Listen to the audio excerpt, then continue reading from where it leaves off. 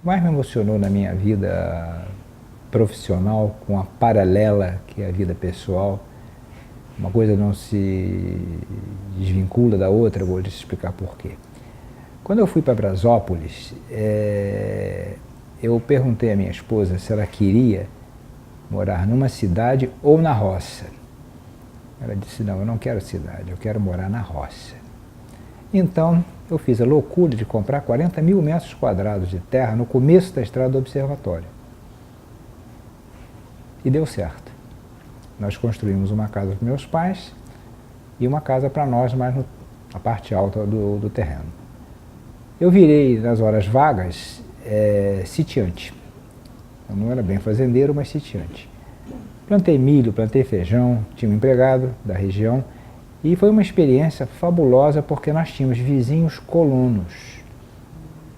Então, o contato com os colonos me fez lembrar um pouco Jorge Amado.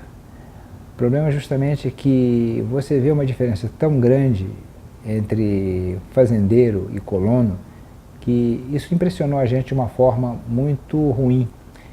Então, a aproximação com esses colonos era importante para nós, porque quando a minha esposa levava a minha filha para o ponto de ônibus que ela estudava em Itajubá, a 20 quilômetros de distância mais ou menos, eles não encaravam a gente. Ela dava bom dia, eles não respondiam. Era uma coisa muito estranha. Então, um filho meu, que é jornalista, ele disse assim, faça um teatro de bonecos que vai dar certo. Eu digo, mas a gente nunca se meteu em teatro de bonecos, como é que a gente vai fazer? Então nós encaramos, fizemos um teatro de bonecos. Montamos esse teatro e a primeira vez que nós fizemos uma experiência de contato com o público de lá foi convidar 20 garotos, filhos de colonos, para na nossa garagem, que era grande, assistirem o teatro de bonecos. A Ieda preparou uns bolinhos, refrescos, coisas do tipo, para depois da apresentação a gente dar para os garotos, só que apareceram 80 pessoas. Vieram pais, tios, avós, tudo, e eu fiquei até nervoso, de caramba, aí para um número grande de pessoas, o que a gente vai fazer? Bom, o que tem a ver isso com o observatório? Bem, acontece que eu vivia duas vidas. Uma enquanto estava na nossa fazenda, entre aspas, né? E a outra porque o ônibus me pegava às 8 horas da manhã e me levava para o Pico. 14 quilômetros de ônibus para o Pico, 5 horas da tarde eu estava de volta para casa.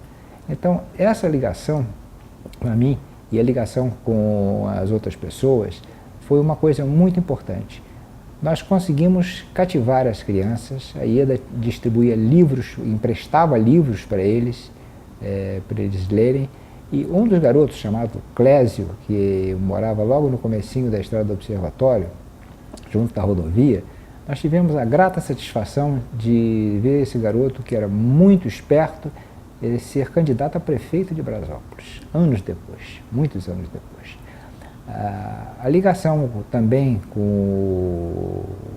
o observatório, através dessa ponte que se formou, foi muito importante. Por quê? Porque a minha casa ficava num ponto estratégico para a troca de astrônomos que vinham, às vezes, numa condução pelo asfalto e a outra condução que levava pela estrada de terra para o observatório. Havia uma troca e justamente o ponto de troca era ali. Recebemos muitos astrônomos en passant na nossa casa. Um deles que me é extremamente grata a recordação chama-se Bruno Sicardi. Bruno Sicardi trabalha teoricamente e na prática em anéis planetários, especialista em anéis planetários. E ele nos brindou por mais de uma vez, antes de subir para o Pico, passar na nossa casa para a gente conversar, um lanchinho, coisa do tipo, troca de ideias, que foi muito positivo. Um dado também que eu acrescentaria aí, que nos permitiu ter esse luxo, é que nós montamos uma coleção de insetos, que tinha 1.200 insetos em caixinhas, que eu fazia depois da meia-noite. Chegava às vezes depois da meia-noite, eu e minha mulher montávamos essas caixinhas.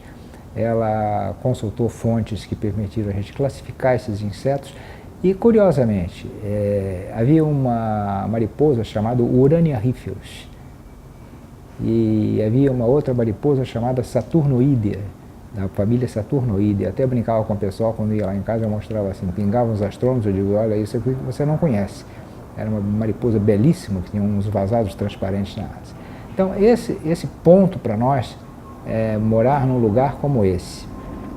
Usufruir de uma vida, eu diria, saudável. Nós tínhamos mina d'água no nosso terreno, nós comíamos quase tudo sem agrotóxico, nós tínhamos uma bela horta, minha mulher criava coelhos e abelhas. Quer dizer, foi uma vida muito diferente em que eu curti, porque juntava as duas coisas.